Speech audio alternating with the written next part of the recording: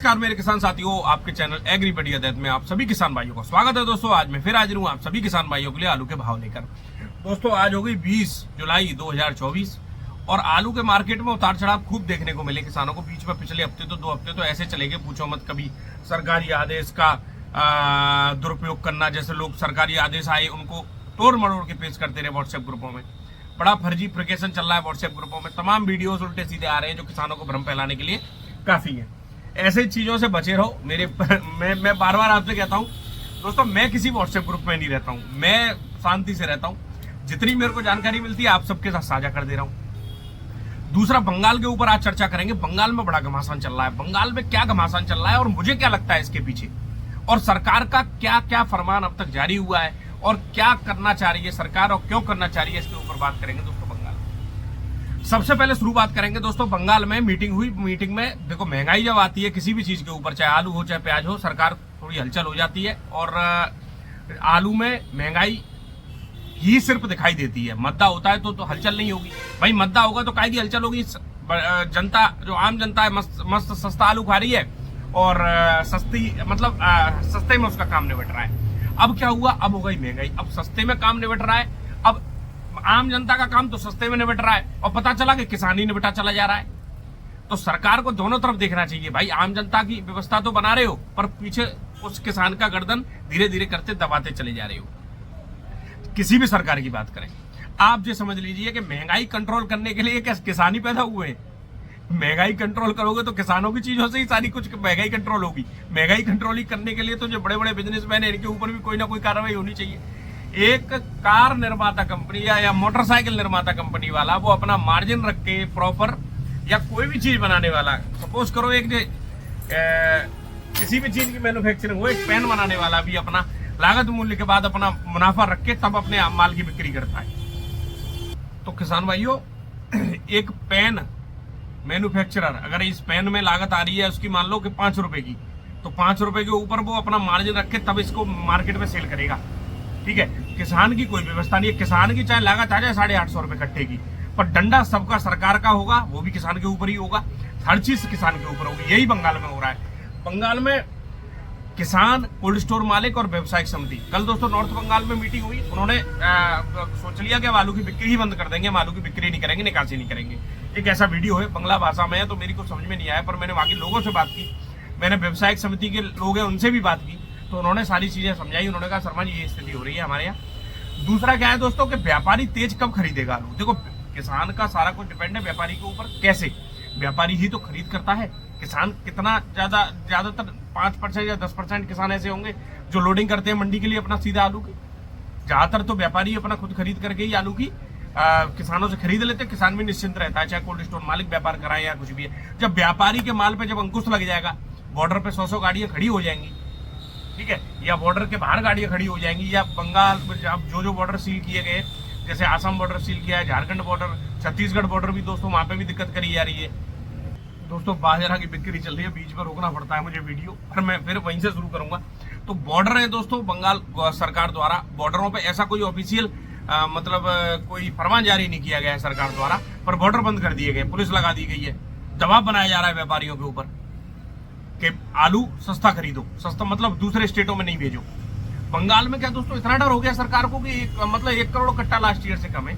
या तो निकासी दोस्तों वैसे ही जबरदस्त चल रही थी बंगाल में, तो डर हो गया शॉर्टेज का। सीधी सीधी बात है दोस्तों कि आलू की शॉर्टेज होने वाली है। अब दूसरा एक पहलू इसमें ये भी है, बंगाल सरकार को ये लगता है दोस्तों कि सारा आलू जो किसानों पे से महंगा मतलब सस्ता खरीद कर व्यापारियों ने, कोल्ड स्टोर मालिकों ने अपने यहाँ भंडारण कर लिया है।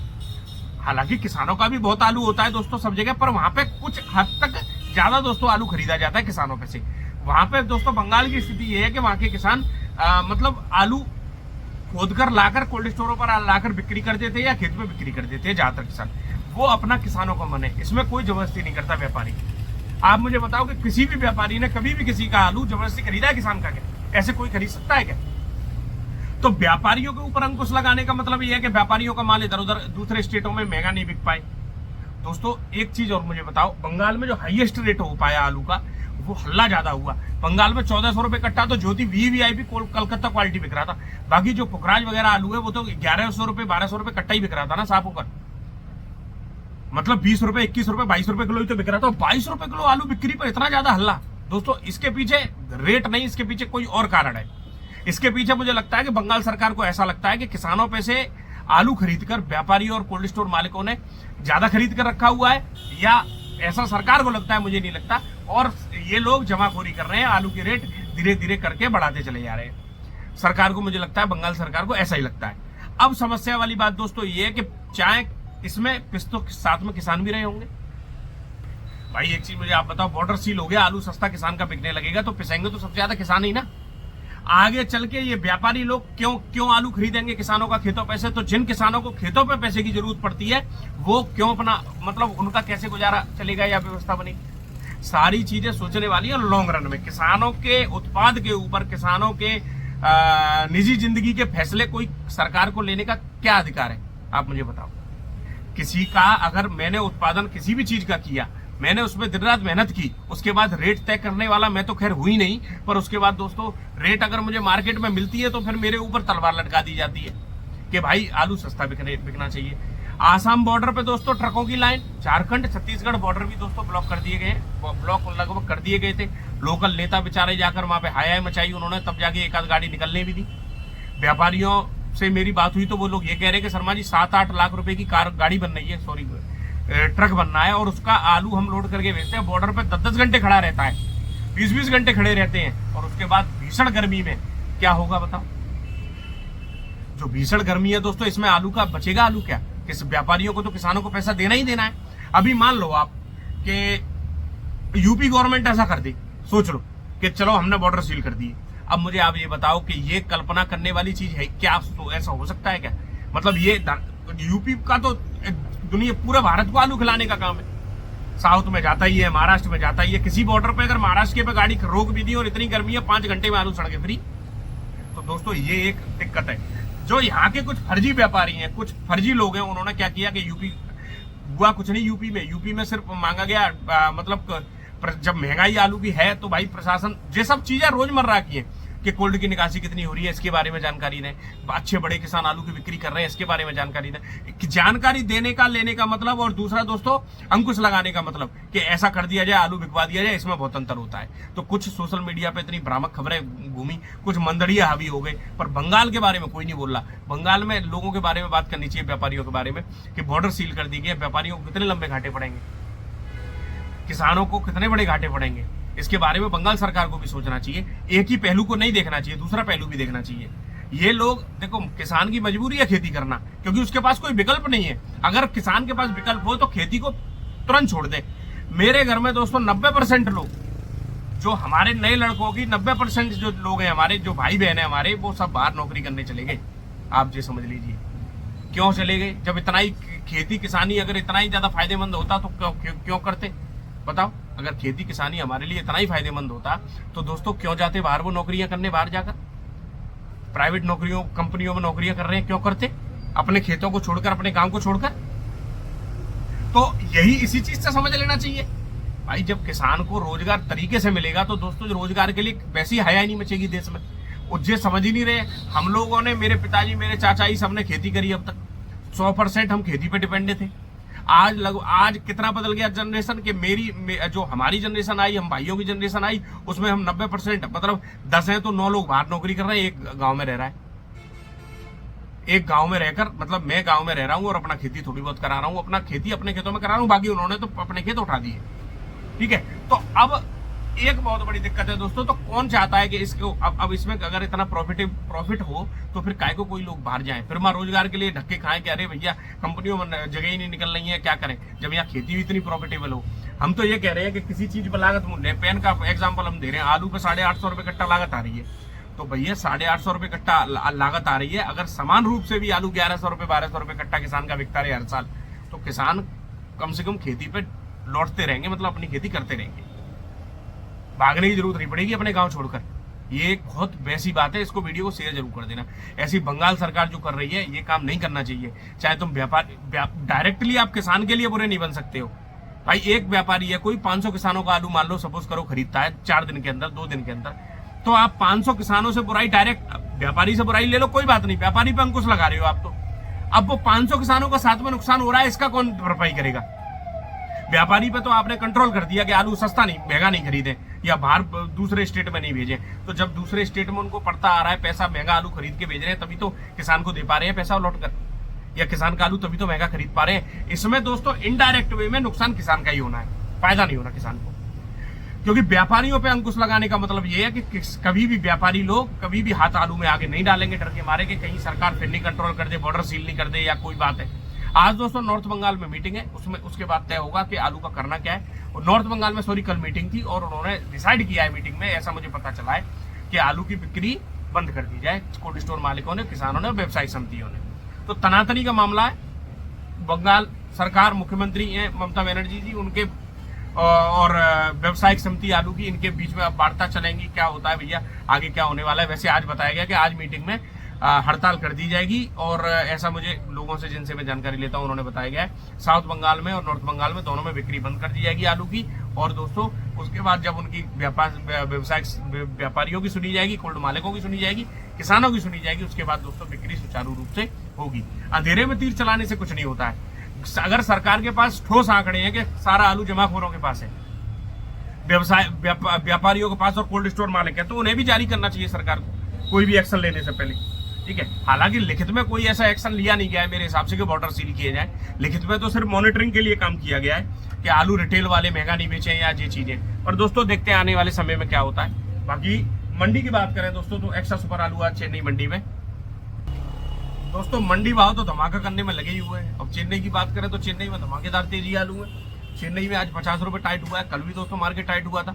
वीआईपी आलू 34 से 35 रुपए किलो बिक रहे हैं, हल्की क्वालिटी के आलू बिक रहे हैं 30 से 31, हाइब्रिड आलू 27 से 28, डैमेज वैसे आलू 600, 700, 1000 रुपए। दोस्तों हाइब्रिड का नाम अगर मैं ले देता हूं तो जो बीज विक्रेता है, जो हाइब्रिड आलू की बीज की बिक्री करते हैं, उन्हें बड़ा सुलग जाती है उनकी कि हाइब्रिड आलू की बड़ी बुराई कर रहे हैं। भैया हाइब्रिड आलू की बुराई नहीं मैं कर रहा हूँ, जो गाड़ियां जा जाके मैं सड़ रहे हैं ना मंडियों में, मैं उनकी बुराई कर रहा हूँ, ठीक है।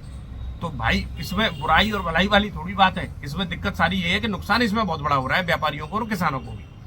दोस्तों बंगाल में अगर बॉर्डर सील होते हैं, अब जैसे बंगाल में बॉर्डर सील हुआ, मतलब लगभग बॉर्डर लगभग सील कर रहे हैं, जैसे आसाम पे जाके आलू की गाड़ियां नहीं निकलने दे रहे, छत्तीसगढ़ साइड में नहीं जा पा रही हैं और आपकी झारखंड में नहीं जा पा रही हैं, तो दोस्तों इससे यूपी के आलू में क्या घमासान है। अब यूपी के आलू की बात अगर हम करें दोस्तों तो मंडियों में, साउथ की मंडियों ने पहली कमर कस ली कि हम अपने शॉर्टेज नहीं होने देंगे, हम तेजी बना के रखें। क्योंकि भाई व्यापारियों के पास, किसानों के पास तो विकल्प है। भाई आसाम जब बंगाल के बॉर्डर सील होंगे, बंगाल का आलू बाहर नहीं जाने दे रही है सरकार, ठीक है, आज जैसे हड़ताल वो कर देंगे तो भाई आलू तो चाहिए आसाम के लिए, झारखंड के लिए, छत्तीसगढ़ के लिए, तो वो यूपी के ऊपर, भाई यूपी के पास आलू पर्याप्त है। और पर्याप्त क्या मतलब है, मतलब आलू तो है ही है, सस्ता तो किसान बेचने को तैयार ही नहीं है, ठीक है। आज की तारीख में बात करें तो आज की तारीख में कोल्ड स्टोरों में आलू तो है ही ना। तो अब एक बात मुझे आप ये बताओ कि अब विकल्प है, सारा दारोमदार है यूपी के ऊपर, ठीक है, क्योंकि यूपी का आलू आराम से दोस्तों किसी भी स्टेट में चला जाएगा। तो उससे क्या होगा कि यूपी में तेजी आने की पूरी मुझे संभावना दिख रही है। 100 से लेकर 200 रुपए, 100 रुपए की तो मान ही लो आप, 100 रुपए की तो तेजी दोस्तों बनने की मुझे ऐसा लग रहा है, जो मेरा मानना है, हो सकता है कि मेरा मानना गलत है। तिरछी की बात करें तो एक्स्ट्रा सुपर आलू 35 से 36, हल्की क्वालिटी का 32 से 33। तो दोस्तों पुराने रेट जो है आलू के वो जल्दी ही रेट लौट आएंगे, जिन जगहों पे 100 रुपए कम हो गया था। अब जैसे 1500 रुपए के आलू ना के बराबर है इस समय बिक रहे हैं, पर पिछले दिनों खूब बिके थे। तो दोस्तों हो जाएगी व्यवस्था। बात करें 7 गाड़ी की आमदनी है तिरछी में, मदुरई 8 गाड़ी, वीआईपी आलू 37 38, हल्की क्वालिटी का 34 से 35, बैंगलोर मंडी वीआईपी आलू 32 से 33, हल्की क्वालिटी का 29 से 30 और हल्का 24 से 25, हाइब्रिड आलू 44 गाड़ी है। मेट्रोपालम में वीआईपी आलू आगरा के 35 से 37, हल्की क्वालिटी का 33 से 34, गुजरात का आलू 34 से 35 और हल्का 32 से 33। बात करें जयपुर मंडी की तो 70 गाड़ी की आमदनी है। एक्स्ट्रा सुपर मोटा आलू 24 से 25, हल्की क्वालिटी का 22 से 23, गुल्ला 15 से 16 वीआईपी, हॉलैंड बिक रहा है 27 से 28, हल्की क्वालिटी का 24 से 25। बात करें दोस्तों कानपुर मंडी की 30 गाड़ी है। एक्स्ट्रा सुपर आलू 22 से 23, गुल्ला हल्की क्वालिटी का 19 से 20, मोटा आलू 24 से 25 रुपए बिक रहा है। वीआईपी ज्यादा हो तो 26 रुपए किलो बिक जाएगा। हॉलैंड बिक रहे हैं 25, 26, 27, हल्की क्वालिटी का 23 से 24, सिंदूरी 24 से 25, हल्की क्वालिटी का 22 से 23। दोस्तों बंगाल के बारे में मैंने पूरी आप चीजों को बता दी। आज और दोस्तों मीटिंग होगी व्यापारिक समिति की, कोल्ड स्टोर मालिकों की और शायद मेरे ख्याल से प्रशासन के भी लोग उसमें आएंगे, उनसे साथ मीटिंग होगी। अगर आज कुछ निष्कर्ष नहीं निकलता है, अगर मतलब होल्ड सरकार का नहीं रहता है अगर आलू के ऊपर, तो हो सकता है कि आलू सुचारू रूप से निकासी चलती रहे, नहीं तो किसानों ने, व्यापारियों ने और कोल्ड स्टोर मालिकों ने निकासी बंद करने का दोस्तों सोचा है, जैसी मेरी आज बात हुई है। ठीक है, सबसे बड़ी बात दोस्तों ये है कि सरकार के दिमाग में भी जो चीजें हैं हो सकता है कि ये सही हो। भाई वो ये सोच रहे हो कि किसानों पे से तो आलू व्यापारियों ने सस्ता खरीद लिया और अब मार्केट में बहुत ज्यादा महंगा बेच रहे हैं, ये भी हो सकता है। पर भाई अब वहां की रियल स्थिति आज पता चल जाएगी शाम को क्या होता है दोस्तों।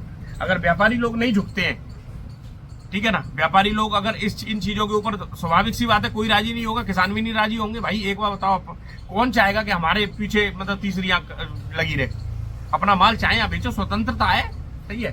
बात करें मुंबई मंडी, एक्स्ट्रा सुपर वीआईपी आलू 3797 29 30 31, तेजी आज हल्की क्वालिटी का 26 27 30, शुगर फ्री 30 31 बिक रहे हैं आज दोस्तों, पुराने भाव लौटाए मंडियों में। हल्की क्वालिटी का 27 28, हाइब्रिड आलू 22 से 24, एमपी का ज्योति 28 से 31 रुपए। दोस्तों व्हाट्सएप ग्रुपों से बचे रहे, फर्जी ग्रुपों में इतनी फर्जी वीडियो चल रही है। अब तो दोस्तों इतनी बुरी स्थिति है कि अपना जो मन, जिस हिसाब से आदमी को मन माफिक अपना वीडियो बना के ग्रुपों में डाल लें, ऐसे लोगों से बचें। मैंने बंगाल के बारे में जो जानकारी दी, आप लोग उससे कितना संतुष्ट हो मुझे कमेंट में लिख के जरूर बताना। अगर मैंने कोई गड़बड़ जानकारी दे दी हो तो मुझे कमेंट में लिख के मुझे करेक्ट कर देना। बाकी दोस्तों वीडियो अगर अच्छा लगे तो वीडियो को लाइक करना, शेयर करना। धन्यवाद मेरे किसान साथियों, आप सभी किसान भाइयों को दिन शुभ।